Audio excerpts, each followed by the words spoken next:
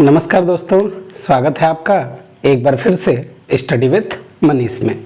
दोस्तों, भारत के संविधान एवं राज्य व्यवस्था में हम लोगों ने अपनी पिछली क्लास में भारतीय संविधान का जो संवैधानिक विकास था उस संवैधानिक विकास के बारे में पढ़ लिया था कि किस तरह से अंग्रेजों ने 1773 के रेगुलेटिंग एक्ट से लेकर के भारत शासन अधिनियम 1935 तक जो प्रावधान किए, उन प्रावधानों से हमने अपने संविधान के लिए क्या क्या चीज़ें सीखी, ये सब सारी बातें हमने आपसे कर ली थी।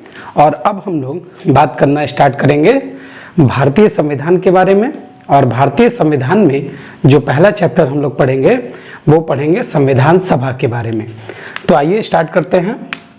बात करेंगे हम लोग किसके बारे में? बात करेंगे हम लोग संविधान सभा के बारे में। संविधान सभा। तो सबसे पहले ये देखते हैं कि संविधान सभा है क्या। संविधान सभा किसको आप संविधान सभा कहेंगे, संविधान सभा थी क्या? तो जरा ध्यान से समझिएगा। संविधान सभा की अगर बात करें तो संविधान सभा ने ही भारत के संविधान का निर्माण किया था। भारत के संविधान का निर्माण जो था वो इसी संविधान सभा ने किया था। ठीक है।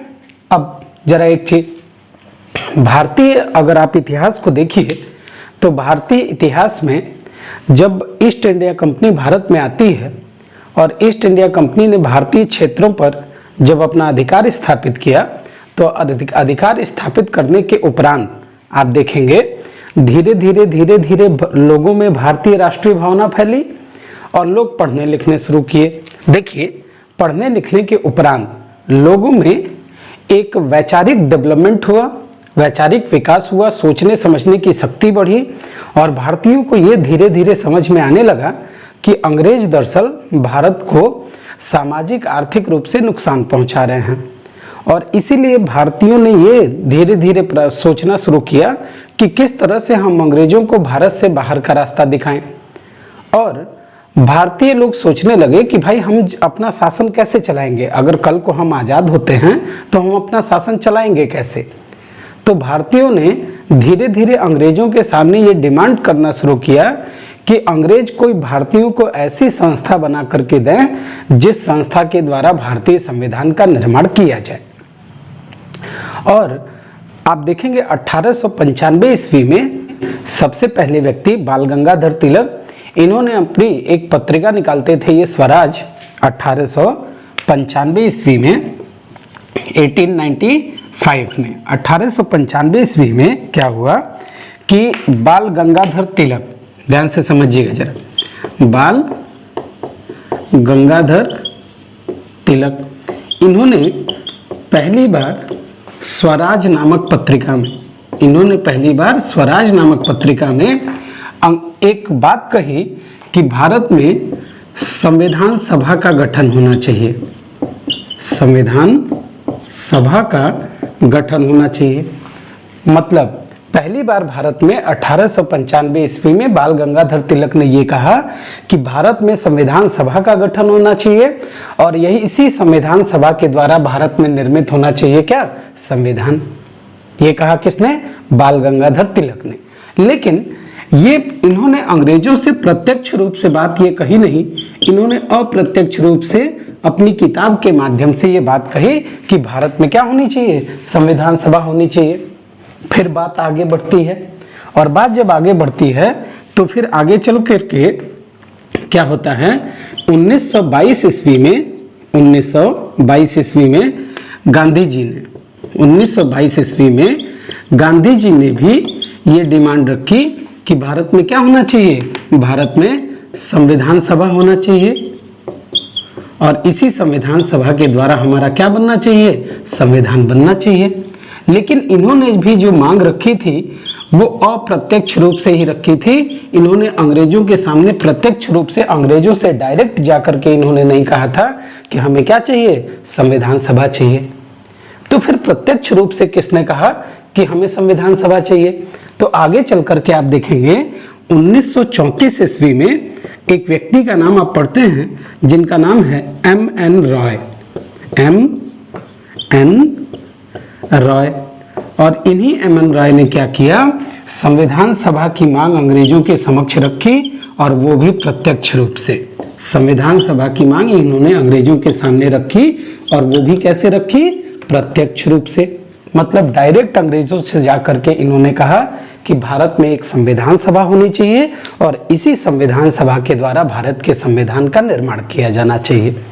आगे चल करके आप देखेंगे 1935 में एम.एन. रॉय की बात मानी गई, किसके द्वारा, तो कांग्रेस के द्वारा। कांग्रेस उस समय की सबसे बड़ी पार्टी हुआ करती थी और इस कांग्रेस की स्थापना 1885 ईस्वी में हुई थी, आप लोग इतिहास में पढ़ते हैं। तो इस कांग्रेस ने भी 1835 ईस्वी में आधिकारिक रूप से कहा कि भारत में क्या होनी चाहिए, तो भारत में संविधान सभा होनी चाहिए, भारत में संविधान सभा होनी चाहिए। कांग्रेस ने खुलेआम अपने मंचों से ये कहना शुरू किया 1935 के बाद से, 1935 से स्टार्ट कर दिया कि भारत में संविधान सभा बननी चाहिए और ये संविधान सभा भारत के संविधान का निर्माण करेगी और भारतीय लोग अपना शासन अपने हिसाब से करेंगे, इसमें अंग्रेजों का किसी भी प्रकार का हस्तक्षेप नहीं होना चाहिए। ये बात कहनी शुरू की किसने, याद रखिएगा, कांग्रेस ने। क्लियर होगी बात। इसके बाद आगे चल करके आप देखेंगे 1938 में, फिर आप देखेंगे तो 1938 में जवाहरलाल नेहरू के द्वारा डिमांड रखी गई, किसकी, तो डिमांड रखी गई थी संविधान सभा की। जवाहरलाल नेहरू आते हैं 1938 में और ये कहते हैं कि ठीक है भैया, हम भी अब डिमांड करते हैं, किसकी, अब जब सब मांग कर रहे थे तो नेहरू भी मांग कर दिए। नेहरू ने भी कहा कि भारतीय संविधान सभा का निर्माण होना चाहिए और इन्होंने एक बात इसी में और ऐड करती थी कि भारतीय संविधान सभा वयस्क मताधिकार पर होना चाहिए। मतलब भारतीय संविधान सभा जो बनेगी उसका चुनाव होगा जनता के द्वारा और जनता संविधान सभा के सदस्यों को चुन करके भेजेगी। अब जरा इसके आगे की बात करें तो एक बात बताइए, आपको एक बात पता होगी कि 1938 से होता क्या है, पूरी दुनिया में एक बहुत बड़ा संकट छा जाता है। 1939 से लेकर के 1945 तक द्वितीय विश्व युद्ध स्टार्ट होता है, सेकेंड वर्ल्ड वॉर स्टार्ट हो जाता है। 1939 से लेकर के 1945 तक स्टार्ट हो जाता है क्या, द्वितीय विश्व युद्ध। जरा ध्यान से समझिएगा दोस्तों, 1939 से लेकर के 1945 तक शुरू हो जाता है क्या, तो 1939 से 1945 तक शुरू हो जाता है द्वितीय विश्व युद्ध।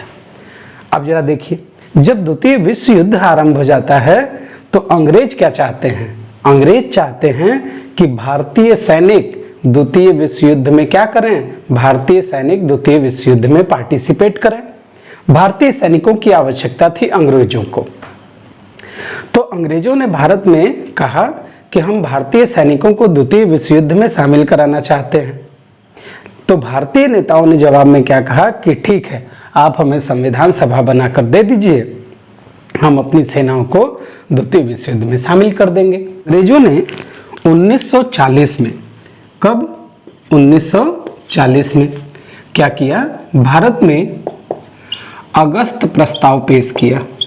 भारत में अंग्रेजों ने 1940 में अगस्त प्रस्ताव पेश किया और अगस्त प्रस्ताव पेश करके ये कहा गया, देखिए अगर कभी भी आपसे एग्जाम में सवाल पूछे कि अंग्रेजों ने किसके निम्नलिखित में से किसके द्वारा अंग्रेजों ने संविधान सभा की मांग को सैद्धांतिक रूप से स्वीकार कर लिया, सैद्धांतिक रूप से, या इसी जगह कभी कभी शब्द पकड़ लिया जाता है एग्जाम में, आंशिक रूप से, आंशिक रूप से। तो अगर कभी भी आपसे एग्जाम में पूछे कि अंग्रेजों ने संविधान सभा की मांग को सैद्धांतिक या आंशिक रूप से कब स्वीकार किया, तो आप कहेंगे 1940 के अगस्त प्रस्ताव के तहत। क्या करनी गई थी, संविधान सभा की मांग को अंग्रेजों के द्वारा स्वीकार की गई थी सैद्धांतिक रूप से, सिद्धांतों के आधार पे। अंग्रेजों ने कहा था, देखिए अगस्त प्रस्ताव में क्या बातें थी, क्या क्या कहा गया था अगस्त प्रस्ताव में, ये सब हम पढ़ते हैं आधुनिक भारत के इतिहास में। तो वहां हम लोग पढ़ेंगे, लेकिन अभी बस इतना समझ लीजिए कि अगस्त प्रस्ताव के तहत अंग्रेजों ने संविधान सभा की मांग को पूरी तरीके से तो नहीं, लेकिन सैद्धांतिक रूप से स्वीकार किया था कि ठीक है, हम भारत में संविधान सभा बनाएंगे, लेकिन बनाएंगे तो द्वितीय विश्व युद्ध बाद बनाएंगे, द्वितीय विश्व युद्ध के बाद बनाएंगे। तो हुआ क्या, जब इन्होंने कहा द्वितीय विश्व युद्ध के बाद बनाएंगे, तो भारतीयों ने इसको अस्वीकार कर दिया। भारतीयों ने इस अगस्त प्रस्ताव को अस्वीकार कर दिया। कांग्रेस ने भी अस्वीकार कर दिया था और मुस्लिम लीग ने भी अस्वीकार कर दिया था। मतलब अगस्त प्रस्ताव भारत में कोई कमाल नहीं दिखा पाया। अगस्त प्रस्ताव ने भारत में किसी भी तरह की कोई भी परिवर्तन नहीं हुआ। फिर अंग्रेज मजबूर हुए और उन्होंने 1942 में अगला एक क्रिप्स मिशन भारत में भेजा। जरा ध्यान से सुनिएगा। 1942 में अंग्रेजों ने भारत में क्रिप्स मिशन भेजा। स्टैफोर्ड क्रिप्स का नाम सुना होगा आप लोगों ने आधुनिक भारत के इतिहास में। स्टैफोर्ड क्रिप्स के नेतृत्व में क्रिप्स मिशन भेजा गया और इसमें भी कहा गया कि हम भारतीयों को संविधान सभा बना करके देंगे, हम भारतीयों को संविधान सभा बना करके देंगे, लेकिन ये हम बना करके देंगे द्वितीय विश्व युद्ध के बाद। द्वितीय विश्व युद्ध के बाद संविधान सभा बनाएंगे, लेकिन द्वितीय विश्व युद्ध के बाद बनाएंगे। तो इसमें भी भारतीयों की बात नहीं मानी गई, तो इसको भी भारतीयों ने क्या कर दिया, इसको भी भारतीयों ने अस्वीकार कर दिया। तो अगस्त प्रस्ताव भी अस्वीकार हो गया, क्रिप्स मिशन भी अस्वीकार हो गया। दोनों की अपनी अपनी कुछ कमियां थी, इसको हम लोग बात करेंगे आधुनिक भारत के इतिहास में। तो क्रिप्स मिशन भी फेल, अगस्त प्रस्ताव भी फेल। और इधर आप देखेंगे तो इस दौरान आपको पता है कि अंग्रेजों भारत छोड़ो आंदोलन, quit India movement Gandhi ji के द्वारा बहुत तेजी से चलाया जा रहा था। पूरे भारत में आप देखेंगे तो पूरे भारत में अंग्रेजों के खिलाफ जबरदस्त धरना प्रदर्शन, दुनिया भर के आप देखेंगे विरोध अंग्रेजों को झेलने को मिल रहा था भारत में। और उधर द्वितीय विश्व युद्ध चल रहा है। आगे चल करके देखेंगे सुभाष चंद्र बोस बर्मा से इंडियन नेशनल आर्मी को लेकर के भारत में घुसने का प्रयास करना शुरू कर देते हैं, भारत के क्षेत्रों को जीतना शुरू कर देते हैं। मतलब अंग्रेज चारों तरफ से घिर जाते हैं। और इसी समय ब्रिटेन में होने वाले थे चुनाव, और उन चुनावों में आप देखेंगे तो जो पार्टी अभी चल रही थी ब्रिटेन में, मतलब जो प्रधानमंत्री थे विंस्टन चर्चिल नाम हुआ करता था उनका, तो वो चाहते थे कि भारत को ज़्यादा से ज़्यादा दिनों तक गुलाम बना के रखा जाए, लेकिन ऐसा हो नहीं पाया और विंस्टन चर्चिल वहाँ पर चुनाव हार गए। और जब चुनाव हार गए तो वहाँ पर दूसरे पार्टी की सरकार बनी और उस पार्टी ने कहा कि हम भारत को जल्द से जल्द क्या करेंगे, आज़ाद करेंगे। और इन्हीं परिस्थितियों में आप देखेंगे तो 1946 में, इन्हीं परिस्थितियों में आप देखेंगे तो 1946 में वहाँ की सरकार ने भारत में एक कैबिनेट मिशन भेजा। कैबिनेट मिशन भेजा। इस कैबिनेट मिशन में 3 सदस्य थे। इस कैबिनेट मिशन में 3 सदस्य थे। इसको हम लोग आधुनिक भारत के इतिहास में पढ़ेंगे, आप लोग पढ़ते भी हैं। तो चलिए जरा ध्यान से सुनिए। 1946 में कैबिनेट मिशन आया और इस मिशन ने, कैबिनेट मिशन ने संविधान सभा की मांग को, संविधान सभा की मांग को स्वीकार कर लिया।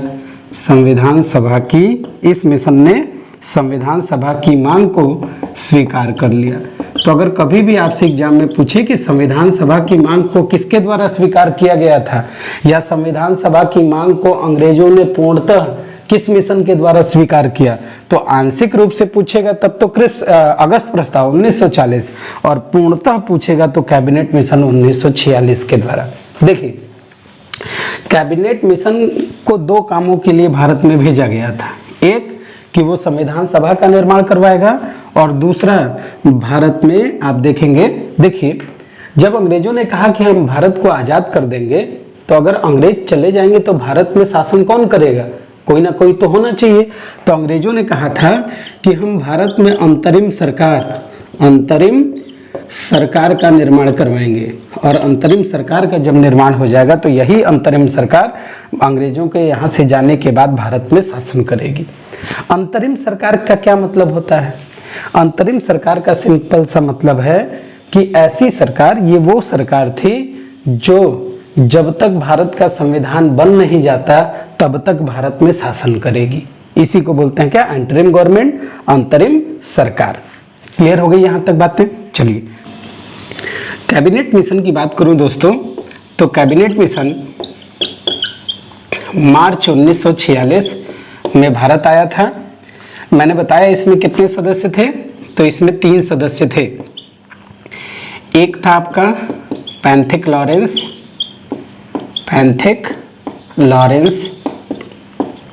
दूसरा था आपका स्टैफोर्ड क्रिप्स, और तीसरा था आपका एवी अलेक्जेंडर।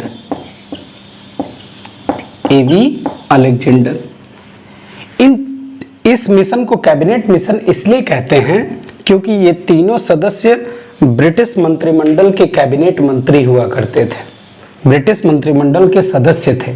और चूंकि ये तीनों ब्रिटिश कैबिनेट मंत्रिमंडल के सदस्य थे, इसीलिए इस मिशन को क्या कहा गया? तो कैबिनेट मिशन कहा गया। इस कैबिनेट मिशन का भारत में कितना काम था? तो इस कैबिनेट मिशन ने भारत में 2 काम किए। पहला काम, इसको भेजा गया था कि आप भारत में क्या बनाएंगे? तो आप भारतीयों के लिए संविधान सभा का निर्माण करेंगे। और दूसरा काम था इसका, भारत में अंतरिम सरकार का गठन करेंगे, अंतरिम सरकार का गठन। ये 2 काम था इस मिशन का भारत में। अब एक जरा बात सोचने वाली बात है कि अगर कैबिनेट मिशन भारत में आया है और ये कह रहा है कि हम भारतीयों को क्या करेंगे? अंतरिम सरकार का गठन करके देंगे, तो फिर ये समझने वाली बात है कि ये अंतरिम सरकार, भाई भारत में तो कोई अभी संविधान है नहीं, फिर ये अंतरिम सरकार भारत में किन कानूनों का प्रयोग करके शासन करेगी? तो कहा यह गया था कि जब तक भारत में संविधान बन नहीं जाता है तब तक अंतरिम सरकार भारत शासन अधिनियम 1935 के माध्यम से भारत में शासन करेगी। मतलब अंतरिम सरकार किस कानून से शासन करेगी? तो अंतरिम सरकार किन कानूनों के माध्यम से शासन करेगी? तो ये शासन करेगी भारत शासन अधिनियम 1935 के द्वारा। क्लियर होगी बात दोस्तों? चलिए अब जरा ध्यान से सुनिए। अब जब ये इस कैबिनेट मिशन भारत में आया, तो इस कैबिनेट मिशन ने, देखिए अगर हम उस समय के भारत की बात करें, मार्च 1946 की बात चल रही है, और इस समय के अगर भारत की हम लोग बात करें, तो इस समय का जो भारत था, ये भारत को अंग्रेजों ने 3 भागों में बांट करके रखा हुआ था। क्या मतलब इसका? ध्यान से समझिए जरा। एक भारत जिस पर अंग्रेजों का डायरेक्ट कब्जा था, जिसको वो लोग ब्रिटिश भारत कहते थे।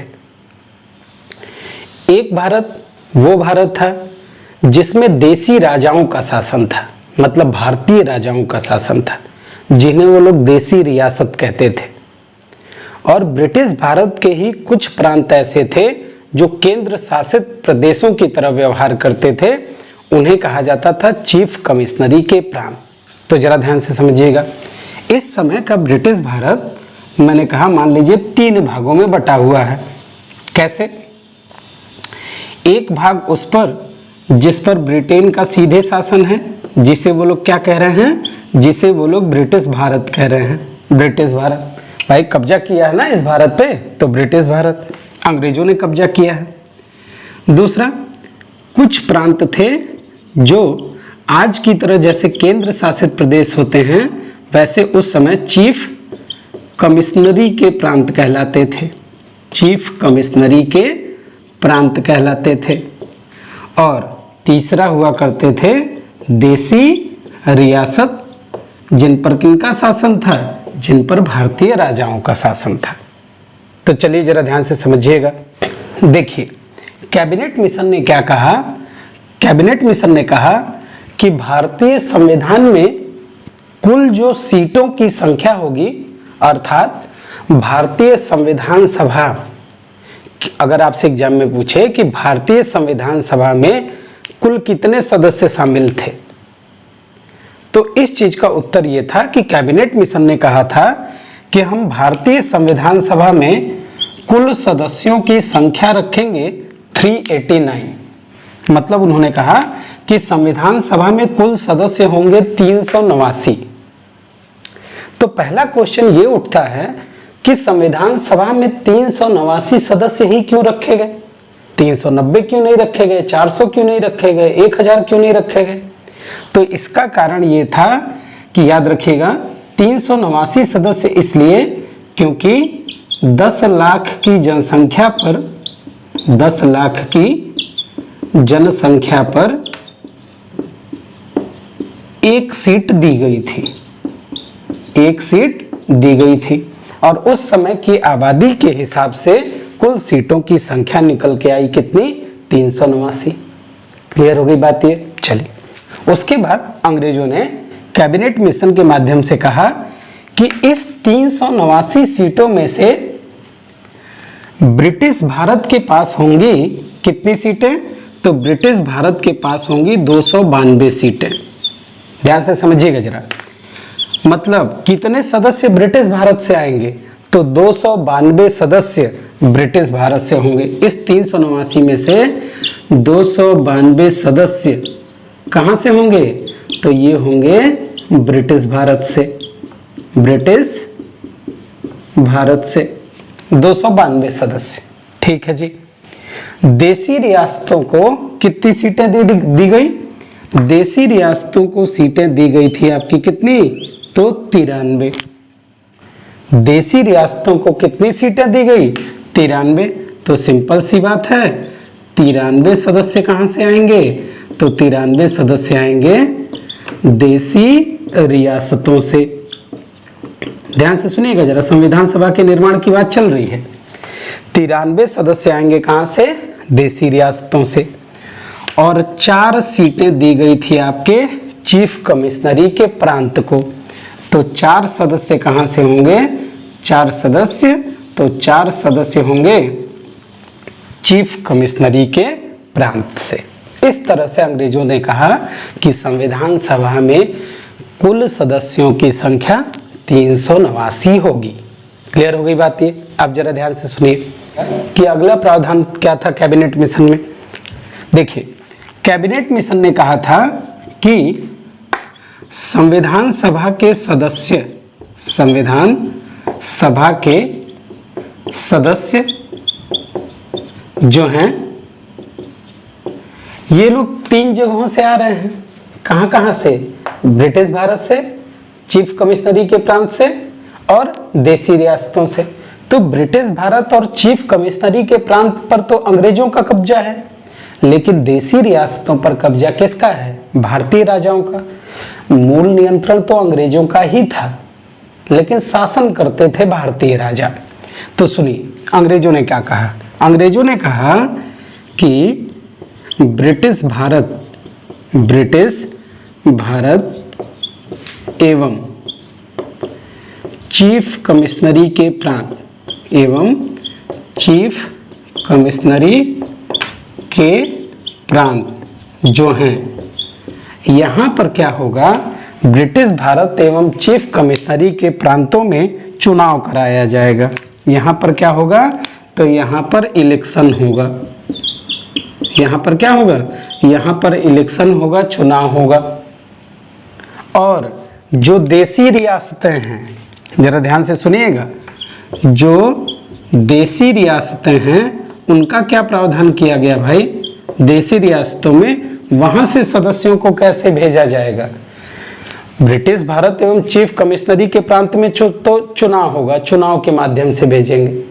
मतलब अच्छा, वो भी चुनाव जो होना था वो भी चुनाव अप्रत्यक्ष होना था, प्रत्यक्ष नहीं अप्रत्यक्ष। मतलब प्रत्यक्ष अप्रत्यक्ष का क्या मतलब है? अंग्रेजों ने कहा था कि वयस्क मताधिकार नहीं होगा। लीजिए, मतलब आपके संविधान सभा के जो सदस्य चुने गए थे उसमें जनता ने या सभी जनता ने भाग नहीं लिया था। मतलब भारत की जितनी आबादी थी उन सब ने भाग नहीं लिया था। फिर किसने चुनाव किया था इन लोगों का? तो इनका चुनाव कराया गया था किसके द्वारा? तो प्रांतीय विधानसभा के सदस्यों के द्वारा, प्रांतीय विधानसभा के सदस्यों के द्वारा। जो प्रांतीय विधानसभाएं थी उन्हीं विधानसभा के सदस्यों ने वोट डाल करके ब्रिटिश भारत और चीफ कमिश्नरी के प्रांत में सदस्यों को भेजा था। और यहाँ देसी रियासतों में क्या हुआ था? तो देसी रियासतों में मनोनयन हुआ था, मनोनयन हुआ था। लीजिए, मनोनयन का क्या मतलब है? मतलब ये है मनोनयन का कि देसी रियासत का जो राजा था वो किसी भी आदमी को अपनी मर्जी से संविधान सभा में भेज सकता था। क्लियर हो गई यहां तक की बात? क्लियर हो गई यहां तक की बात? क्योंकि देखिए, तो अगर आपसे एग्जाम में सवाल पूछे कि हमारी संविधान सभा का चुनाव हुआ था कि हमारी संविधान सभा में कोई और प्रक्रिया अपनाई गई थी, तो आप कहेंगे संविधान सभा, संविधान सभा आंशिक रूप से, आंशिक मतलब कुछ मात्रा में, आंशिक रूप से चुनी हुई, आंशिक रूप से चुनी हुई एवं आंशिक रूप से मनोनीत थी, एवं आंशिक रूप से मनोनीत थी। याद रखिएगा इस पॉइंट को। मतलब मतलब क्या हुआ इसका? आधे लोग तो चुने गए थे और कुछ लोगों का क्या किया गया था? डायरेक्ट राजा के द्वारा मनोनयन किया गया था। उनका चुनाव नहीं हुआ था, राजा ने उनको भेज दिया था अपने मन से, मनोनयन। क्लियर हो गई बात? बहुत बढ़िया। दिक्कत एक बात की थी कि इस समय मोहम्मद अली जिन्ना और मुस्लिम लीग, ये लोग पाकिस्तान की मांग बहुत पुरजोर तरीके से कर रहे थे कि हमें भारत में नहीं रहना है, हमें पाकिस्तान का निर्माण करके दिया जाए। लेकिन कैबिनेट मिशन ने पाकिस्तान की मांग को खारिज कर दिया था और कहा था हम पाकिस्तान का निर्माण करके नहीं देंगे, आप चुनावों के माध्यम से आइए, चुनाव जीतिए और अगर आप हो सके तो भारत में शासन करिए, हम आपको पाकिस्तान का निर्माण करके तो नहीं देंगे। तो अब हुआ क्या? हुआ ये कि संविधान सभा में सदस्यों को चुना जाना था और उसके लिए होने थे क्या? उसके लिए होने थे चुनाव। अब चुनाव कौन सी प्रक्रिया पर हुआ? चुनाव किस आधार पर हुआ? तो ध्यान से सुनिए जरा। देखिए, अब होने थे संविधान सभा के लिए चुनाव, चुनाव कराया जाना था। चुनाव होना था जुलाई अगस्त 1946। ध्यान से समझिएगा।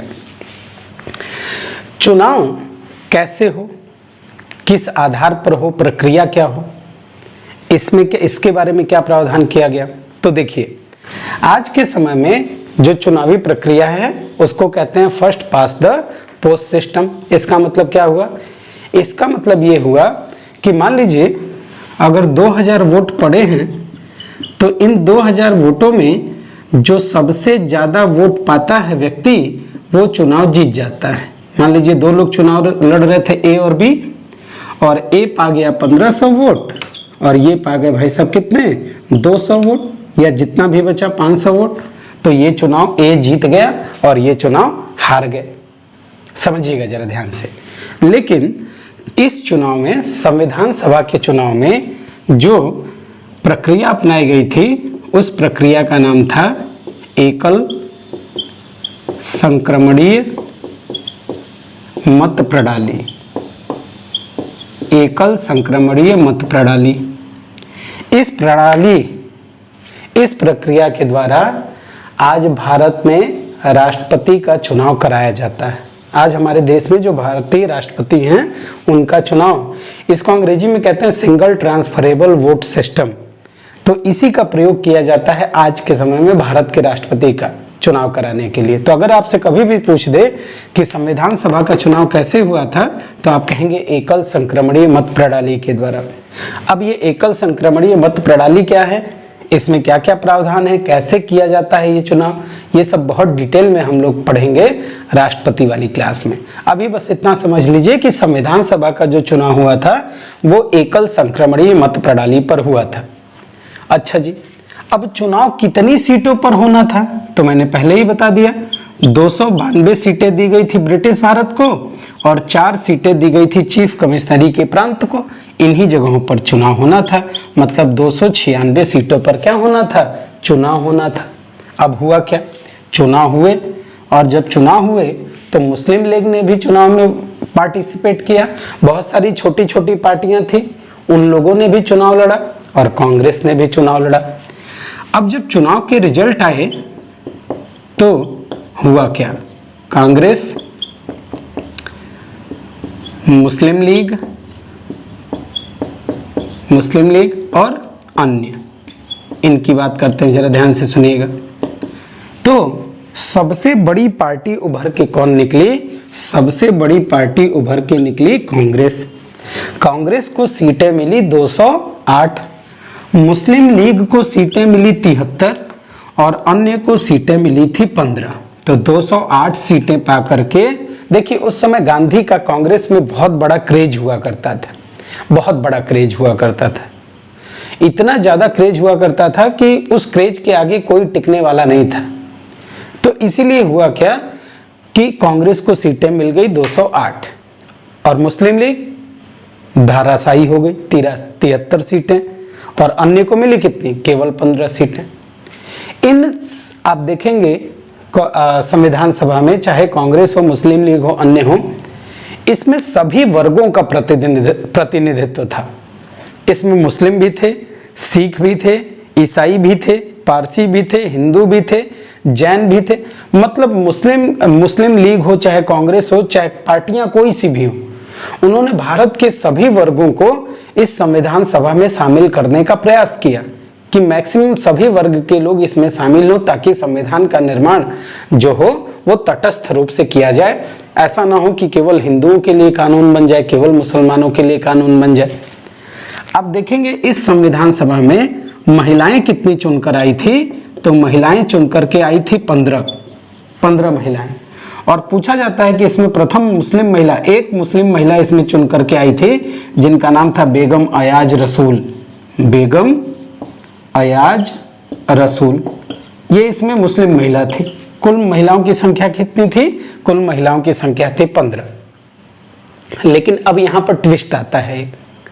क्या ट्विस्ट आता है, ट्विस्ट ये था कि मुस्लिम लीग ने चुनाव होने के बाद ये कह दिया कि अब हम संविधान सभा में शामिल ही नहीं होंगे, हम अब संविधान सभा में शामिल नहीं होंगे, हम लड़ कर लेंगे पाकिस्तान। लड़ कर लेंगे पाकिस्तान का नारा दिया मोहम्मद अली जिन्ना ने, और उन्होंने घोषणा किया प्रत्यक्ष कार्रवाई दिवस। और प्रत्यक्ष कार्रवाई दिवस डायरेक्ट एक्शन, और जिसके तहत लाखों लोगों की हत्याएं की गई, नृशंस हत्याएं की गई।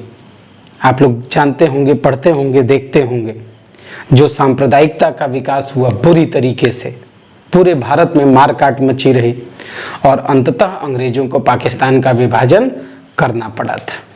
चलिए जरा देखते हैं आगे क्या प्रावधान था, जरा ध्यान से समझिएगा। मुस्लिम लीग ने कह दिया कि हम संविधान सभा का बहिष्कार करेंगे, लेकिन भारतीय संविधान सभा के सदस्यों ने अपना कार्य शुरू कर दिया और 9 दिसंबर 1946 को संविधान सभा की पहली बैठक हुई। संविधान सभा की पहली बैठक, संविधान सभा की पहली बैठक नई दिल्ली में वायसराय भवन में हुई थी, जिसे आज आप लोग राष्ट्रपति भवन कहते हैं।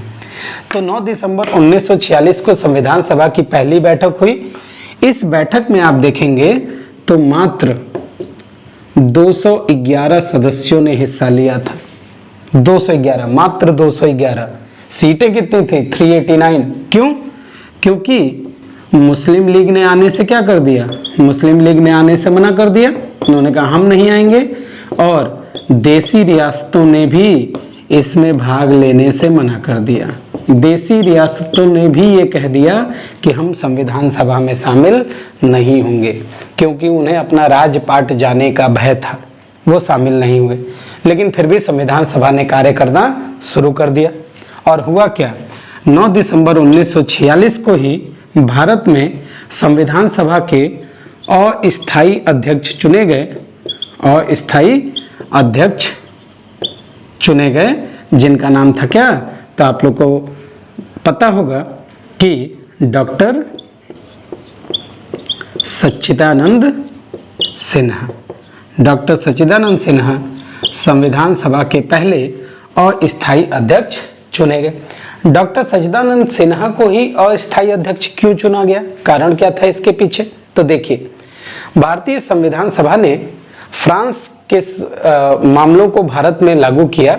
फ्रांस में क्या हुआ था, वहां भी जब संविधान सभा बना था तो वहां भी जो संविधान सभा के सबसे बुजुर्ग व्यक्ति थे, या उस समय उस सभा में जो सबसे बुजुर्ग व्यक्ति थे, उनको अस्थायी अध्यक्ष बनाया गया था। तो भारत ने भी फ्रांस के तर्ज पर, भारत ने भी, याद रखिएगा, फ्रांस के तर्ज पर, किसके तर्ज पर? फ्रांस के तर्ज पर आप देखेंगे पहला अस्थायी अध्यक्ष बनाया सबसे बूढ़े व्यक्ति को, डॉक्टर सच्चिदानंद सिन्हा को। और आगे चल करके 9 दिसंबर के बाद 11 दिसंबर 1946 को संविधान सभा की दूसरी बैठक होती है और 11 दिसंबर 1946 को डॉक्टर राजेंद्र प्रसाद संविधान सभा के, डॉक्टर राजेंद्र प्रसाद संविधान सभा के स्थायी अध्यक्ष चुन लिए जाते हैं। स्थायी अध्यक्ष चुने जाते हैं, याद रखिएगा, 9 दिसंबर 1946 को। बिहार के शेर डॉक्टर राजेंद्र प्रसाद संविधान सभा के स्थायी अध्यक्ष। और आगे चलकर आप देखेंगे यही डॉक्टर राजेंद्र प्रसाद भारत के पहले क्या राष्ट्रपति भी बनेंगे। इस दिन 2 सदस्यों को आप देखेंगे, अध्यक्ष तो बनाया ही गया था एक आदमी को, और 2 आदमी को उपाध्यक्ष बनाया गया था। एक थे doctor H.C. Mukherjee, doctor H.C. Mukherjee, doctor H.C. Mukherjee, और दूसरे थे V.T. कृष्णामचारी।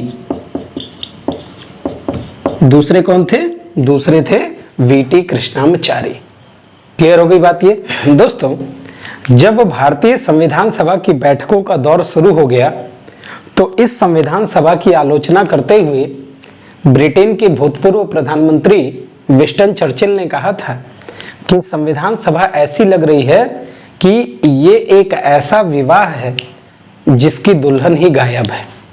मतलब क्या हुआ? मतलब ये कि उन्होंने भारतीय संविधान सभा की तुलना किससे की? एक विवाह से की, जिसमें दूल्हा कौन है? दूल्हे हैं हिंदू, और दुल्हन उन्होंने किसको कहा? तो मुस्लिम लीग को कहा। उन्होंने कहा मुस्लिम लीग गायब है, मतलब दुल्हन गायब है, और क्या हो रहा है? विवाह हो रहा है।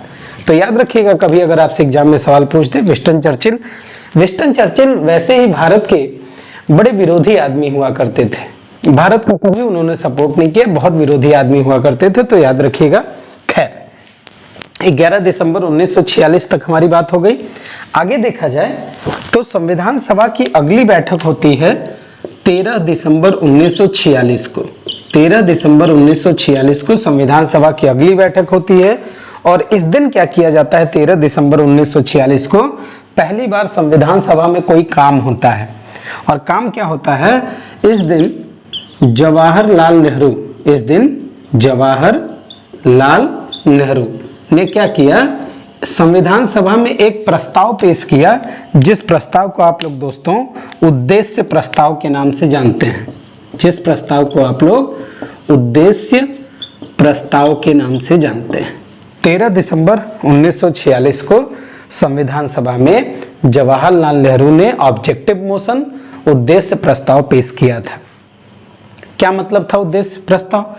इस उद्देश्य प्रस्ताव में कुल 8 अनुच्छेद थे। कितने अनुच्छेद थे? कुल 8 अनुच्छेद थे, और 8 अनुच्छेदों में ये बताया गया था आखिर क्या उद्देश्य प्रस्ताव क्या था। तो इन प्रस्तावों में बताया गया था कि हमारे संविधान का स्वरूप होगा कैसा, हमारा संविधान जनता को क्या क्या चीजें उपलब्ध कराएगा, कौन कौन सी बातें हमारे संविधान में शामिल होंगी, ये सब सारी बातें उद्देश्य प्रस्ताव में लिखी गई थी। और यही उद्देश्य प्रस्ताव आप देखेंगे आगे चल करके संविधान की प्रस्तावना, जो प्रियम्बल है हमारा, जो हमारी प्रस्तावना है, यही उद्देश्य प्रस्ताव हमारी प्रियम्बल का आधार बनता है। तो अगर कभी भी एग्जाम में पूछा जाए कि निम्नलिखित में से कौन हमारी प्रस्तावना का आधार तय करता है? तो याद रखिएगा उद्देश्य प्रस्ताव। दोस्तों 13 जनवरी 1946 को उद्देश्य प्रस्ताव पेश तो किया गया था, लेकिन इस प्रस्ताव को संविधान सभा ने एक्सेप्ट नहीं किया था। 13 दिसंबर 1946 को यह प्रस्ताव स्वीकार किया गया था संविधान सभा के द्वारा। 22 जनवरी 1947 को 22 जनवरी 1947 को इस प्रस्ताव को स्वीकार किया गया था। क्यों? क्योंकि गांधी ने कहा था नेहरू से कि अभी संविधान सभा में ऐसा कोई कार्य नहीं होना चाहिए, क्योंकि मुस्लिम लीग तो है नहीं, देसी रियासतें भी नहीं हैं। तो गांधी ने कहा था कि अगर ये लोग शामिल होते हैं और आप लोग कार्य शुरू कर देते हैं तो कहीं इनको बुरा ना लगे, इसलिए इस उद्देश्य प्रस्ताव को जब भारत और पाकिस्तान का विभाजन हो गया तब स्वीकार किया गया था 22 जनवरी 1947 को।